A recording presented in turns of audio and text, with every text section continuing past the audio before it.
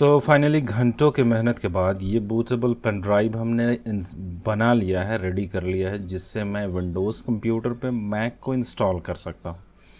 देखो, इसका पहला पार्ट मैंने वीडियो पहले ही अपलोड कर रखा है। अगर आपने वो वीडियो नहीं देखा है तो पहले आप उस पार्ट को देख लें, जिसमें मैंने इस बूटेबल पेन ड्राइव को बनाने का पूरा प्रोसेस स्टेप बाय स्टेप है बताया है। और इसमें मैंने एक चेंजेस और किए हैं। इसमें मैंने प्लेटफॉर्म इन्फो को चेंज कर दिया है। इसमें पहले मैंने 16,1 iMac 16,1 प्लेटफॉर्म इन्फो इस पर एंटर किया था, लेकिन इस बार मैं इसमें प्लेटफॉर्म इन्फो में iMac Pro 1,1 जो है सो वो मैंने इसमें अपडेट किया। आप वो जो है सो SM BIOS से ईज़िली कर सकते हो। जिस तरह से 16,1 को हमने किया, उसी तरह आप उसमें सिंपल iMac Pro 1,1 टाइप करने पर और उसको सिंपल config.plist पे आप उसको अपडेट कर दोगे तो वो हो जाएगा। वैसे आपको ये करने की ज़रूरत नहीं है, आप जो है 16,1 पे ही चले जा सकते हो, उसी में आप इस पे इंस्टॉल कर सकते हो। अब देखो, इसके आगे का प्रोसेस है कि आप इस बूटेबल पेन ड्राइव को अपने कंप्यूटर के USB 2.0 वाले पोर्ट पे ही लगाना, 3.0 वाले पोर्ट पे इसे नहीं लगाना है। उसके बाद अगर मदरबोर्ड में आपका डिस्प्ले आउट HDMI कनेक्शन है तो HDMI से देना, VGA से नहीं देना। और अगर HDMI नहीं है तब आप VGA से वीडियो आउटपुट का कनेक्शन दे सकते हो। ठीक है, अब चलिए शुरू करते हैं। अब इसमें सबसे पहले सिस्टम को रीस्टार्ट करके बायोस में एंटर करना है। बायोस में एंटर करने के बाद उसमें जो कुछ चेंजेस करने हैं, जो सब कुछ वेबसाइट पे पहले से मेंशन है, आप बिल्कुल सेम उसी तरह जो वहाँ पर मेन्यू में जो भी आपका बायोस में आए, आप उसको एनेबल करने बोले तो एनेबल करना, डिसेबल करने बोले डिसेबल करना। ठीक है, उसके बाद सिस्टम को रीस्टार्ट करो और बायोस में इंटर करने के लिए फंक्शन की सभी कंप्यूटर में अलग अलग होता है। मेरे में F9 है, हो सकता है आप में F2 हो या फिर F10 हो या F12 हो, तो बायोस में इंटर कर जाओगे। बायोस में इंटर करने के बाद हम एडवांस पे चलते हैं और एडवांस में हमें कुछ चेंजेस करने हैं। मेरे सिस्टम के हिसाब से चेंजेस करने, आपका अलग होगा, आप वो वेबसाइट पे डायरेक्टली जाके देख सकते हो। ठीक है, यहाँ पर आपको साटा मोड सिलेक्शन है, वो AHCI होना चाहिए। इसमें IDE अगर हो तो आप उसे चेंज कर देना। उसके बाद बाकी वैसा कुछ खास चेंजेस नहीं करने हैं। सुपर IO कॉन्फ़िगरेशन में यहाँ पर एक चेंज करना है हमें, सीरियल पोर्ट एनेबल हो तो सीरियल पोर्ट को डिसेबल कर देना।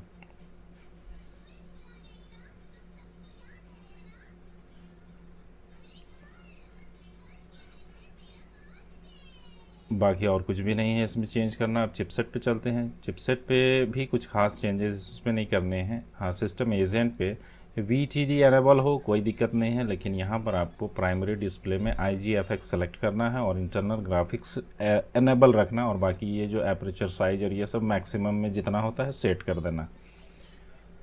उसके बाद आप यहाँ से बूट प्रायोरिटी को भी सेट कर सकते हो पेन ड्राइव में, ताकि बार बार जो है सो आपको पेन ड्राइव पे ही वो बूट हो। और यहाँ पर आपको UEFI ये सेलेक्ट रखना है। ठीक है, लेगेसी हो तो चेंज कर देना।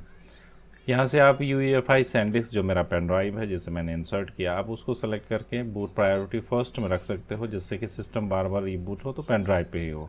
सिक्योर बूट एनेबल नहीं होना चाहिए, उसको डिसेबल रखना। और बाकी और कुछ चेंजेस नहीं करने हैं, तो इसको सेव चेंज एंड रीसेट पे एंटर करके सिस्टम को रीबूट कर देते हैं। अब सिस्टम डायरेक्टली पेन ड्राइव पे बूट होना चाहिए, लेकिन मेरे में ये पता नहीं क्यों काम नहीं किया और ये डायरेक्टली विंडोज़ पे बूट कर गया। तो कोई बात नहीं, मैं इसको दोबारा से रीस्टार्ट करता हूँ। और अब इस बार मैं फंक्शन की जो F9 है, रीस्टार्ट होते ही उसे बार बार प्रेस करने पर आप बूट डिवाइस पे आ जाओगे। यहाँ से आप पेन ड्राइव सेलेक्ट कर सकते हो और एंटर प्रेस करोगे तो डायरेक्टली पेन ड्राइव पे ये देखो बूट हो गया।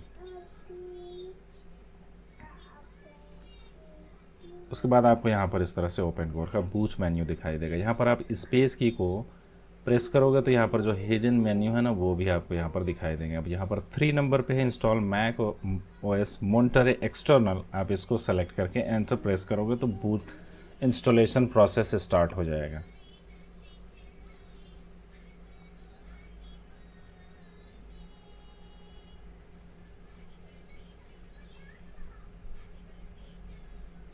ओके, तो मैक रिकवरी ये ओपन हो गया है। अब यहाँ से हमें जाना है डिस्क यूटिलिटी में और यहाँ पर कंटिन्यू। उसके बाद यहाँ से आप व्यू पे क्लिक करो और शो ऑल डिवाइसेस पे क्लिक करो। उसके बाद आप यहाँ चूज़ कर सकते हो कि आप मैक को किस ड्राइव पे इंस्टॉल करना चाहते हो। यहाँ पर फ़िलहाल मेरा जो कंप्लीट लिस्ट है वो शो नहीं हो रहा है, पता नहीं क्यों सिस्टम थोड़ा स्लो चल रहा है। ओके, तो फाइनली सब लिस्ट आ गए हैं। अब इसमें जिस भी ड्राइव में आपको मैक को इंस्टॉल करना है, सिंपली उसको सेलेक्ट करो। मैं इस ड्राइव पे इंस्टॉल करना चाहता हूँ, तो इसको सेलेक्ट करो और यहाँ से इरेज का ये ऑप्शन देख रहे हो, इसको क्लिक करो और यहाँ पर इसका कुछ नाम दे करके, जैसे कि मैक ओएस सिंपल ये नाम दे देते हैं। फॉर्मेट में APFS और स्कीमा में आपको गाइडेड पार्टीशन मैप सेलेक्ट करके इरेज कर देना है। ओके, तो इरेजिंग कंप्लीट हो गया है। यहाँ से डन करते हैं और इसको क्लोज कर देते हैं। उसके बाद इंस्टॉल मैक ओएस मॉन्टरे, इसको सेलेक्ट करो और कंटिन्यू पे क्लिक करो।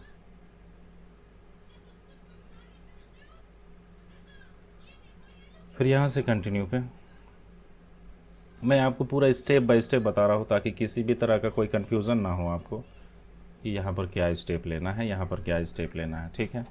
इसलिए वीडियो थोड़ा लंबा मैं बना रहा हूँ। यहाँ से आपको टर्म्स एंड कंडीशन एग्री करना है, यहाँ से फिर से आप एग्री कर दें। अब जिस पार्टीशन को हमने डिलीट किया था ना, जिस डिस्क को, उसको सेलेक्ट करो और कंटिन्यू पे क्लिक कर दो, तो मैक वैसे जो है वो इंस्टॉल होना शुरू हो जाएगा। बहुत लंबा प्रोसेस है तो मैं इसको फास्ट कर देता हूँ। अब देखो, इस दौरान सिस्टम ना आपका रीस्टार्ट होगा कई बार, हर बार आपको पेन ड्राइव पे ही बूट करना है। तो फिर से वही F9 मेरे में जो है F9 फंक्शन की, बस उसको प्रेस करते हुए पेन ड्राइव को फिर से सेलेक्ट कर लेना और एंटर प्रेस कर देना। तो आपको ये प्रोसेस बार बार करना है, बाकी ये ऑटोमेटिक सेलेक्ट कर लेगा कि आपको फिर क्या करना है। जैसे यहाँ खुद मैक ओएस इंस्टॉलर ये सेलेक्ट हो गया है, बस एंटर प्रेस करना है, उसके आगे का प्रोसेस यहाँ से चालू हो जाएगा।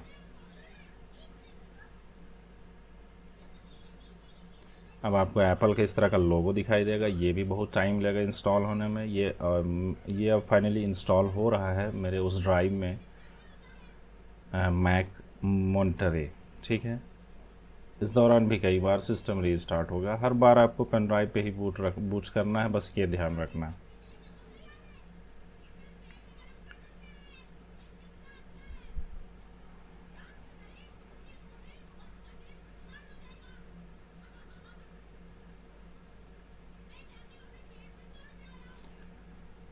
और ये देखिए, ये फाइनली अब इंस्टॉल हो गया है। अब जो फर्स्ट सेटअप करते हैं, जब भी हम कोई नया कंप्यूटर लेते हैं तो उसमें जो फर्स्ट सेटअप करते हैं बस वो आ गया है। अब इसको आप सिंपली अपने तरीके से कर लेना। मैं इसको थोड़ा सा फास्ट फॉरवर्ड कर देता हूँ ताकि आप इजीली जो है सो इस वीडियो को देख सको, चूँकि ये वैसे भी बहुत लंबा वीडियो होने वाला है।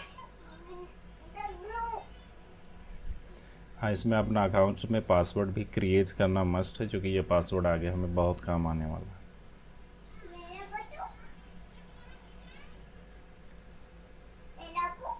ओके, तो सक्सेसफुली मैक ओएस को हमने अपने कंप्यूटर पे इंस्टॉल कर दिया है।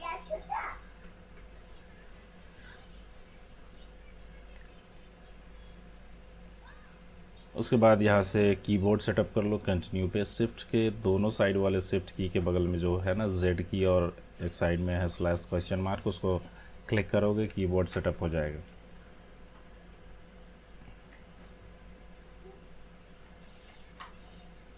और फर्स्ट टाइम जब आप इस पर बूट करो तो सभी फंक्शन को आपको चेक कर लेना है कि क्या क्या अच्छे से काम कर रहा है, जैसे ऑडियो वगैरह, एनिमेशन वगैरह सब सही से काम कर रहे हैं या नहीं कर रहे हैं। मैं यहाँ आपको अबाउट दिस पीसी पे जो है ना वो आप देख सकते हो, अबाउट दिस मैक पे।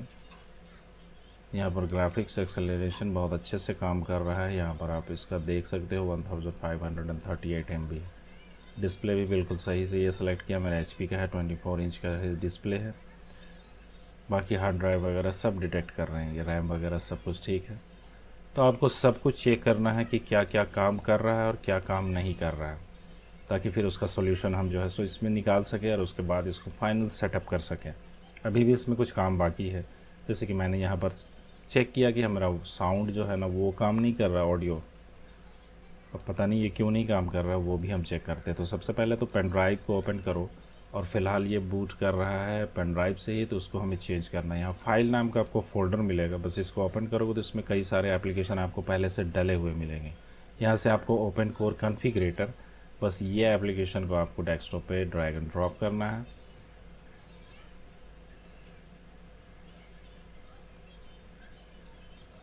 ठीक है, उसके बाद इसको क्लोज़ करते हैं और इसको ओपन करते हैं। वीडियो थोड़ा अच्छा नहीं दिखाई दे रहा है तो इसका मैं इसको शिफ्ट कर देता हूँ इसके स्क्रीन रिकॉर्डर पर। ठीक है, अब क्लियर दिखाई दे रहा है। अब ओपन कोर को ओपन करो राइट क्लिक करके। फर्स्ट टाइम जो भी एप्लीकेशन आप मैक में इंस्टॉल करना ना, उसको आप राइट क्लिक करके ओपन करना। ठीक है, अच्छा इसमें कुछ अपडेट आ गए हैं तो ऐसा करते हैं, पहले इसको अपडेट कर लेते हैं। इससे ये भी पता चल जाएगा कि मेरा इंटरनेट काम कर रहा है कि नहीं। जैसा कि आप देख सकते हो कि अपडेट हो रहा है नॉर्मली, बिल्कुल इंटरनेट मेरा अच्छे से काम कर रहा है। मेरे में वाईफाई कार्ड है ही नहीं, इसलिए यहाँ पर वाईफाई जो है वो डिसेबल है। वाईफाई कार्ड होता तो वो भी यहाँ अच्छे से वर्क करता, जो मैक सपोर्टेड वाईफाई कार्ड हो।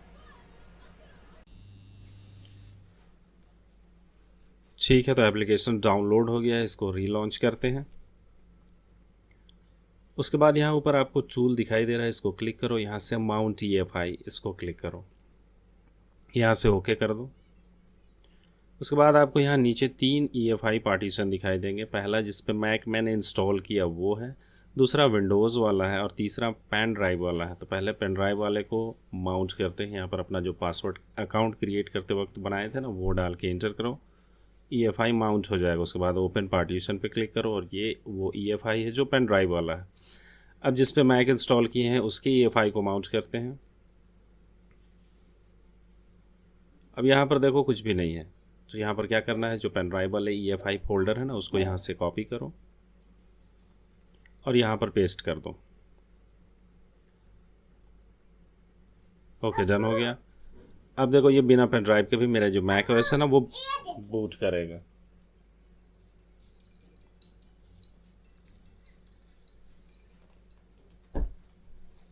ठीक है, अब इसको क्लोज कर देते हैं। अब देखो यहाँ पर पेन ड्राइव को इजेक्ट कर देते हैं, अब इसका कोई काम नहीं है।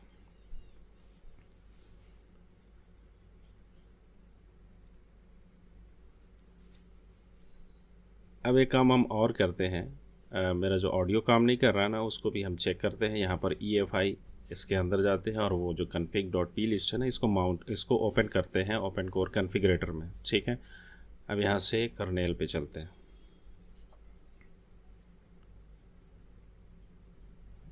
यहाँ पर आप देख सकते हो एप्पल ALC जो है ना, वो पता नहीं किसी कारण से अनेबल नहीं है, तो इसको अनेबल कर देते हैं। अगर इसी तरह और भी कोई अगर मान लो कि आपका जो कैक्स है वो अनेबल नहीं है, तो आप यहाँ पर से स्कैन और आप यहाँ से वो सभी को एक साथ एक्टिवेट कर सकते हो। यहाँ से कैक्स वाले फोल्डर को सेलेक्ट करना और वो सभी यहाँ पर लिस्टेड हो जाएंगे। ठीक है, अब इसको सेव कर देते हैं। ओके, ये सेव हो गया है, अब इसको क्लोज कर देते हैं।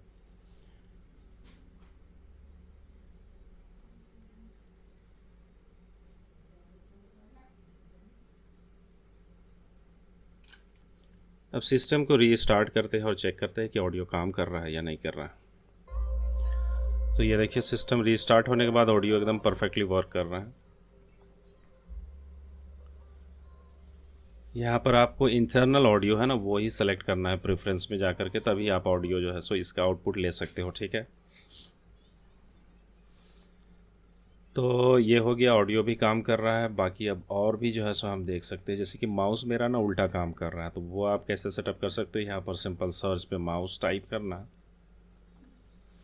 और यहाँ पर स्क्रल डायरेक्शन नेचुरल है ना, इसको अनचेक कर देना। उसके बाद आपका माउस का स्क्रलिंग है ना, वो आपका सही से काम करने लगेगा। बाकी इसका जो ट्रैक स्पीड हो और स्क्रलिंग स्पीड हो, अपने हिसाब से यहाँ पर सेट कर सकते हो।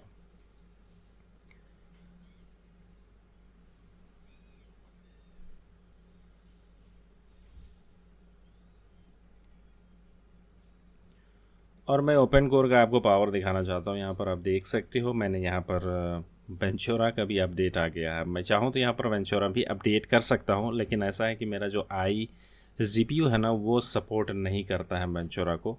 तो मैं क्या करता हूँ, सफारी को ही सिर्फ अपडेट करके आपको दिखाता हूँ कि ये अपडेट होता है या नहीं होता।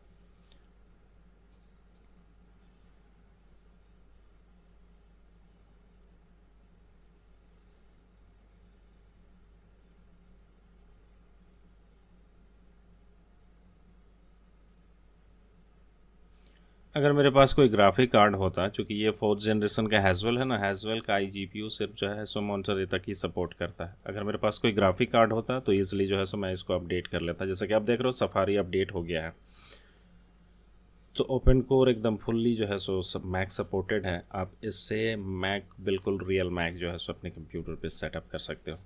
अब फिर से चलते हैं ओपन कोर इंस्टॉल गाइड पे और यहाँ से अब इसके आगे के प्रोसेस को करते हैं। मैंने सभी कुछ चेक कर लिया है कि वो सब कुछ अच्छे से काम कर रहा है, ऑडियो भी ठीक से काम कर रहा है, ग्राफिक एक्सेलरेशन भी सही से काम कर रहे हैं और यूएसबी पोर्ट वगैरह भी सब ठीक ठाक काम कर रहे हैं। अब यहाँ से फिर हम चलते हैं ओपन कोर पैकेज को। इस बार हम डीबग वाले को नहीं, रिलीज़ वाले को डाउनलोड करेंगे।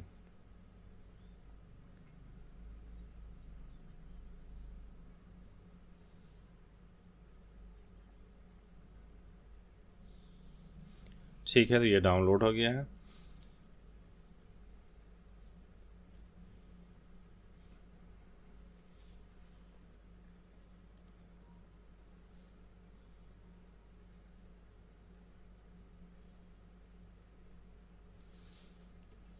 ओके, अब इसको ओपन करो और यहाँ पर आपको बस वही मिलेगा जो डीबग वाले में मिला था आपको। यहाँ पर आपका EFI जो है, लेकिन ये रिलीज़ वाले वर्जन है, रिलीज़ का ही ये जो बूट x64.EFI है ना, इन सभी को हम बारी बारी से अब रिप्लेस करेंगे उसमें।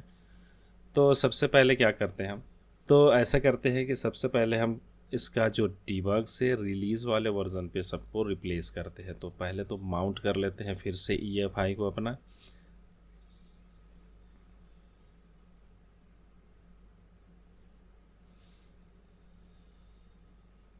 जिस पे मैक इंस्टॉल है उसी की EFI को माउंट करना है। ओके, इसको ओपन कर लेते हैं।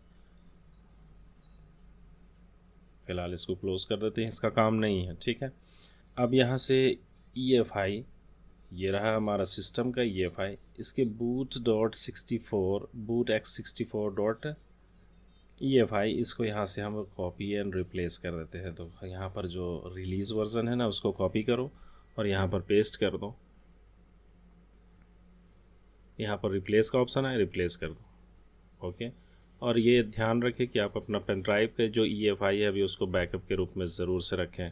उसको जो है सो आपको फॉर्मेट नहीं करना है। ठीक है, उसके बाद आप यहाँ पर ड्राइवर वाले में, जो कि HFS प्लस EFI, वो तो रिलीज़ वर्जन ही है, यहाँ से open core run time dot EFI इसको यहाँ से कॉपी रिप्लेस करते हैं। यहाँ पर पेस्ट कर दो, रिप्लेस कर दो। ओके, हो गया। अब यहाँ पर रीसेट एंड VRAM एंट्री, इसको भी यहाँ से कॉपी कर लेते हैं और यहाँ पर पेस्ट कर देते हैं। यहाँ एक चीज़ हमें और ऐड करना है, यहाँ पर है ओपन कैनोपी, इसको भी आपको यहाँ पर पेस्ट कर देना है। ठीक है, अब देखो यहाँ पर तो बाकी जो है सो जितना भी हमने यहाँ से EFI का जो यहाँ से जितना भी कॉपी करना था वो हमने यहाँ पर कॉपी कर लिया रिलीज़ वाले वर्ज़न को। और यहाँ पर एक चीज़ रह गया है ओपन कोर डॉट EFI जो बाहर वाला है, उसको भी हम रिप्लेस कर देते हैं। ठीक है, बाकी रिसोर्स फोल्डर में कुछ है नहीं, जो कि पहले भी था डीबग वाले में भी और रिलीज़ वाले में भी। तो ये हम कलेक्ट कर लेंगे, ये हमें मिल जाएगा यहीं पर ही उसी वेबसाइट पे। हाँ, अब टूल वाले में जो है ओपन सेल डॉट EFI, उसको यहाँ से रिप्लेस कर देते हैं।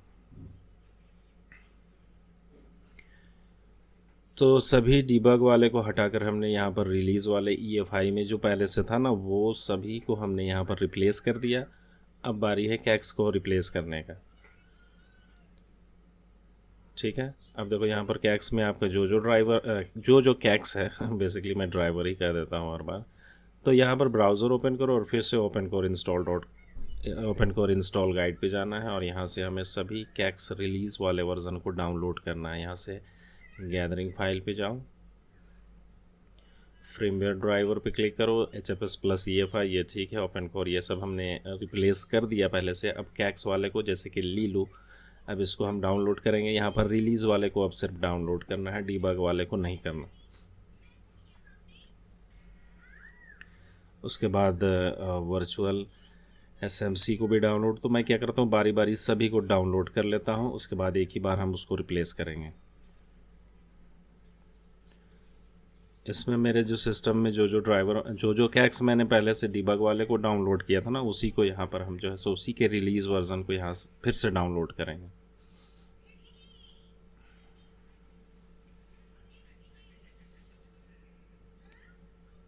ओके, तो सभी डाउनलोड हो गया है। अब लीलू वाले को ओपन करते हैं और लीलू के इस रिलीज़ वर्जन को यहाँ से कॉपी करो और यहाँ पर पेस्ट कर दो। बस सिंपल उसी तरह सभी को फॉलो करना है। जो जो हमने यहाँ पर कैक्स डाले हैं ना, उस सभी के डीबग को हटा करके रिलीज़ वाले को डाल देना है। और अगर किसी तरह का कोई भी प्रॉब्लम आ जाता है, सिस्टम बूट नहीं करता है, तो पेन ड्राइव का भी सेफ़ रखना आप, चूँकि उससे फिर हम इसको रिप्लेस करके और फिर से जो है सो इस मैक को बूट कर सकते हैं उसमें। ठीक है, तो मैं बारी बारी से सभी को यहाँ पर रिप्लेस कर देता हूँ।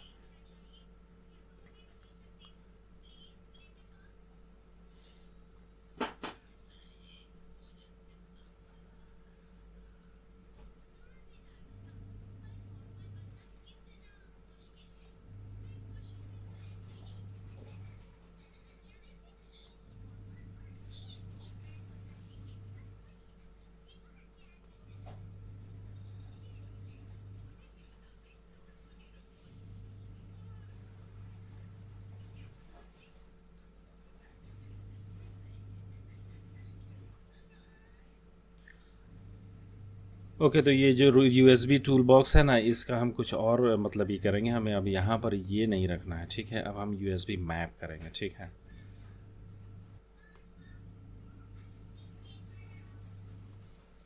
ओके, तो फाइनली हमें मिल गया है USB मैप टूल। इसको डाउनलोड कर लेते हैं।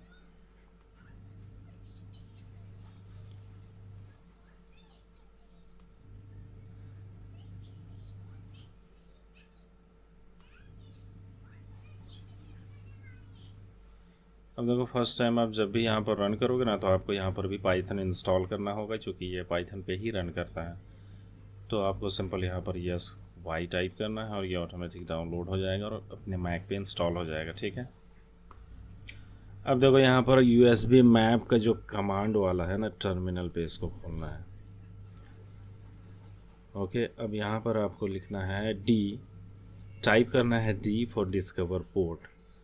अब ये हर 5 सेकंड में रिफ़्रेश होगा। अब क्या करो, आपके पास जितना भी USB पेन ड्राइव हो या तो फिर आपके पास कोई एक्सटर्नल हार्ड ड्राइव हो, तो अपने कंप्यूटर में जितने भी USB पोर्ट है ना, उसमें कुछ ना कुछ लगा दो। और अगर नहीं है तो बारी बारी से एक पोर्ट पे एक को लगाना, 5 सेकंड यहाँ पर रिफ़्रेश होने देना, उसके बाद फिर उसको दूसरे पोर्ट पे लगा देना। तो जितना भी पोर्ट है ना, उस सब में कुछ ना कुछ लगा दो। ओके, उसके बाद यहाँ से इसको रिफ़्रेश होने दो। रिफ़्रेश होने के बाद आप यहाँ पर क्यू टाइप करो फॉर क्विट के लिए। अब यहाँ पर आपको टाइप करना है P, उसके बाद एंटर करो। ओके, फिर यहाँ पर आप देख रहे हो के for building USB map dot कैक्स। तो सिंपल यहाँ पर के टाइप करो और एंटर प्रेस करो। ओके, यहाँ पर आपको आई टाइप करना है फॉर इग्नोर, जो मैप नहीं हुआ है जो USB पोर्ट। ठीक है, उसके बाद ओके करो और ये USB मैप डॉट कैक्स आपको मिल जाएगा। बस इसको कॉपी करो और अपने EFI पार्टीशन के उस कैक्स वाले फोल्डर में इसको पेस्ट कर दो।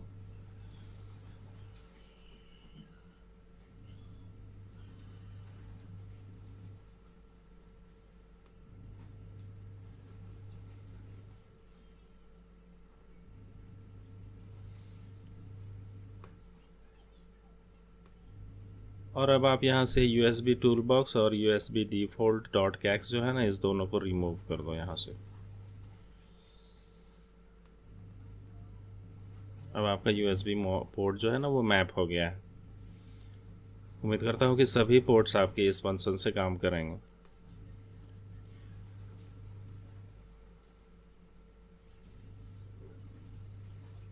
ओके, अब सभी को क्लोज़ कर देते हैं। अब देखो, हमें ओपन कोर रिसोर्स ये सिंपल यहाँ पर टाइप करना और इसको डाउनलोड कर लेना है, इसके फ़ोल्डर को। ठीक है, यहाँ पर रिसोर्स फोल्डर है ना, इसको क्लिक करो और इसको यहाँ से रिलीज़ वाले में जा कर के रिसोर्स कोड के जिप फाइल को यहाँ से डाउनलोड कर लो।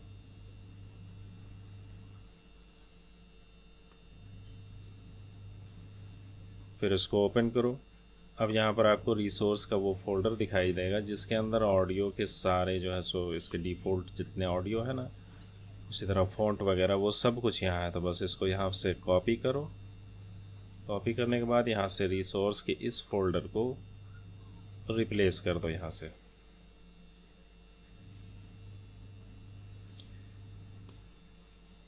अब यहाँ आपको वो सारे ऑडियो, फ़ॉन्ट वगैरह, इमेज वगैरह जो भी है वॉलपेपर का, वो सब कुछ आपको यहाँ पर मिलेगा। अब इसको क्लोज़ करते हैं। अब चूँकि हमने इसमें बहुत सारे जो है सो कैक्स वगैरह हो गया, उसके बाद रिसोर्स फ़ोल्डर को भी हमने यहाँ पर जो है सो चेंज किया है ना, तो उसको उसके लिए हमें फिर से प्रॉपर ट्री को डाउनलोड करना है, और डाउनलोड करने के बाद फिर से इसको ओपन करना है, ताकि उसको config.plist में हम फिर से जो है सो उसको मैप कर सकें। ओके, तो ये हो गया रन। अब यहाँ पर सबसे पहले क्या करो, यहाँ पर फाइल पे क्लिक करो और ओपन करो config.plist को।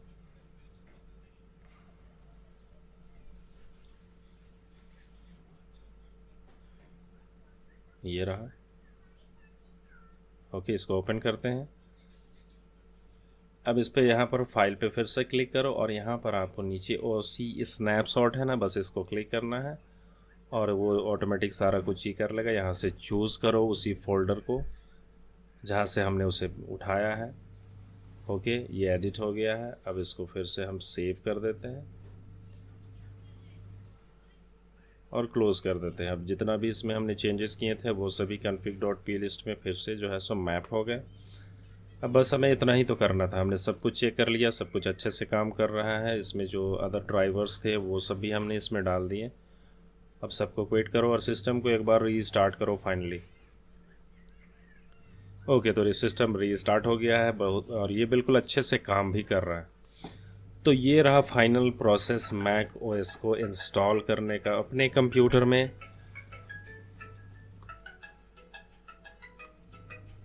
अब इसके बाद क्या करते हैं ना, वो जो बहुत सारे जो आते हैं ना, वो लाइनिंग वगैरह लिखा हुआ, जब भी हम सिस्टम को बूट करते हैं तो उसका भी हम उपाय करते हैं। यहाँ पर अब देखो, फिर से हमें माउंट करना है अपने config.plist को। इन सभी को क्लोज़ करते हैं। अब यहाँ पर देखो, हमने जो चेंजेस किए थे ना, तो ये कुछ एरर आता है ना, तो ये भी खुद हमें वो इंस्ट्रक्शन देता है कि आप इसके साथ ये कर सकते हो, यहाँ पर आपका कुछ एरर है।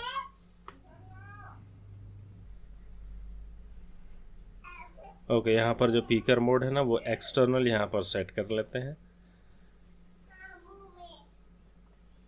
ओके, और इसको अब सेव करोगे तो ये एरर आपके यहाँ से हट जाएगा। ठीक है, ये कंप्लीट हो गया।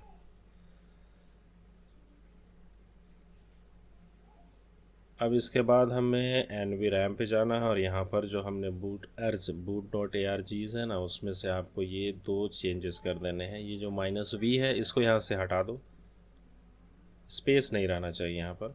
और ये जो debug वाला है ना, debug = 0 × 100, इसको भी यहाँ से रिमूव कर दो।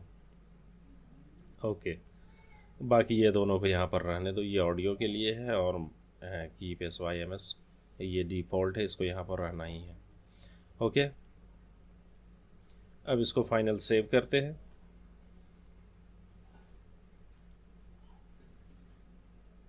ओके, कोई भी एरर भी नहीं आया, तो ये लगभग में कंप्लीट हो गया है। ओके, तो ये फाइनल कंप्लीट हो गया है मैक ओएस को किस तरह से आप इंस्टॉल कर सकते हो अपने कंप्यूटर में। सिस्टम को रीस्टार्ट करके देखोगे तो आपको अब यहाँ पर ये जो लाइनिंग आ रहा है ना, ये आपको अब दिखाई नहीं देगा। ठीक।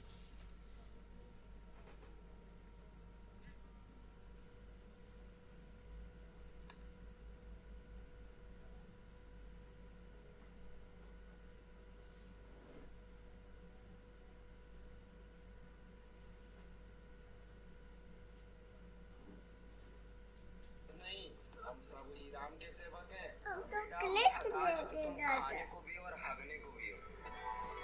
और यकीन ना हो तो अपने बूढ़े बाप को देख लेना और अपना बचपना देख लेना। और जो कोई अल्लाह का मोहताज नहीं रहता ना, फिर वो दुनिया में कुत्ता, बिल्ली, सुअर